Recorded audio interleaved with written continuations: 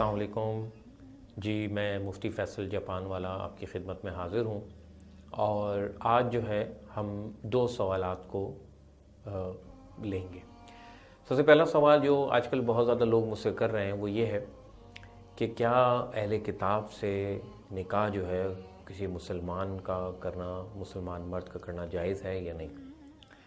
और दूसरा सवाल इसी के कॉन्टेक्स्ट में वो करते हैं, क्या अहले किताब आज भी एग्जिस्ट करते हैं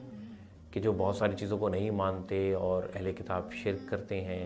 यानी जैसे यहूद जो हैं वो हज़रत उज़ैर अलैहिस्सलाम को खुदा का बेटा कहते हैं, जैसे कि कुरान करीम की सूरह मरियम में है। और मसीह जो हैं वो ये कहते हैं कि हज़रत ईसा अलैहिस्सलाम खुदा के बेटे हैं। वैसे इस पे हम तफसीली बात कर चुके हैं कि ये जो यहूद का जो ये फ़िरका है ये मखसूस अरब में ही सिर्फ था और मसीहों में कुछ ग्रुप ऐसे हैं कि जो अल्लाह ताला का हकीकी बेटा जो है वो नहीं मानते बल्कि इसको शिर्क समझते हैं और वो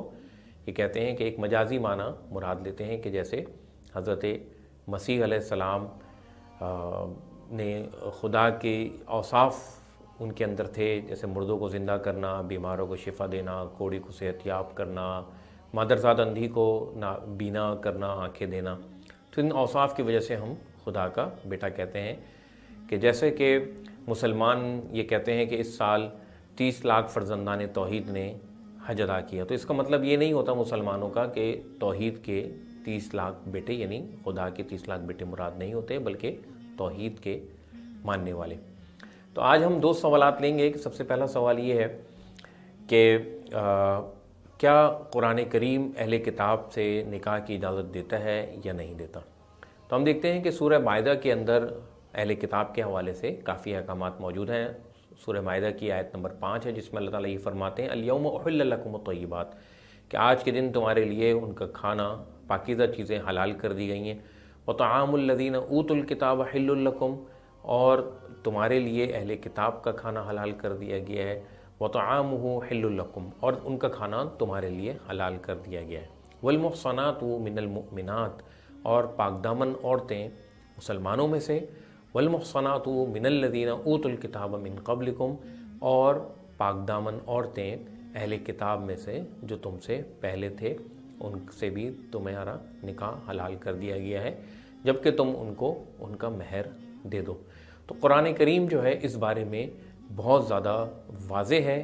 कि मुसलमान मर्द अहले किताब की औरत से, चाहे वो यहूदी हो चाहे वो नसरानी हो यानी मसीह हो, उनसे शादी कर सकता है।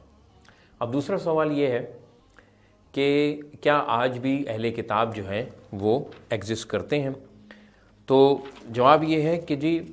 अहले किताब जो हैं, जो भी अपने आप को अहले किताब कहते हों, चाहे उनका अकीदा उनको पता हो या ना पता हो, बिल्कुल ऐसे ही है जैसे मुसलमान जो है कोई जुम्मा भी ना पढ़ता हो, ईद भी ना पढ़ता हो, मगर अपना आपको अब्दुल्ला कहता हो और ये कहता हो कि जी मैं मुसलमान हूँ, तो हम उसको मुसलमान ही कहेंगे। तो ये कुछ रिवायात आज मैंने देखी हैं जो मुफ्ती मोहम्मद शफ़ी साहब ने मारिफुल कुरान के हवाले से लिखी हैं।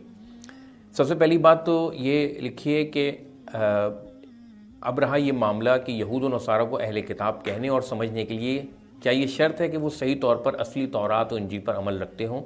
या मुहर्रफ तौरात और इंजील का इत्तबा करने वाले और हज़रत ईसा अलैहिस्सलाम को खुदा का शरीक करार देने वाले भी अहले किताब में दाखिल हैं। कुरान करीम की बेशुमार तसरीहात से वाज़ेह है कि अहले किताब होने के लिए सिर्फ़ इतनी बात काफ़ी है कि वो किसी आसमानी किताब के कायल हों और उसकी इत्तबा करने के दावेदार हों, ख्वाह वो इसके इत्तबा में कितनी गुमराहियों में जा पड़े हों। जी, ये वाक़या मुफ्ती मोहम्मद शफ़ी साहब ने अपनी तफसीर मारिफुल कुरान जिल्द सोम सफ़ा नंबर 48 में लिखा है। दूसरी बात जो इस सिलसिले में बड़ी अहम है वो ये कि हज़रत उमर फ़ारूक़ रज़ी अल्लाह ताला अन्हु के ज़माने में किसी आमिल या गवर्नर ने हज़रत को एक ख़त लिखा और कहा कि यहाँ कुछ ऐसे लोग हैं कि जो तौरात पढ़ते हैं और यौम सब्त यानी हफ्ते के दिन की ताज़ीम भी यहूद की तरह करते हैं, मगर क़यामत पर इनका ईमान नहीं है। ऐसे लोगों के साथ क्या मामला किया जाए। तो बड़ा अहम जवाब दिया हज़रत उमर फ़ारूक़ रज़ी अल्लाह तआला ने, तहरीर फरमाया कि वो अहले किताब ही का एक फ़िरक़ा समझे जाएंगे। और ये बात जो है वो इमाम अबू बकर जस्सास रहमतुल्लाह अलैह ने अहकामुल कुरान में नक़ल की है और इस वाक़े को मुफ्ती मोहम्मद शफ़ी साहब ने अपनी किताब के अंदर درج ذیل کیا ہے اور لکھا ہے۔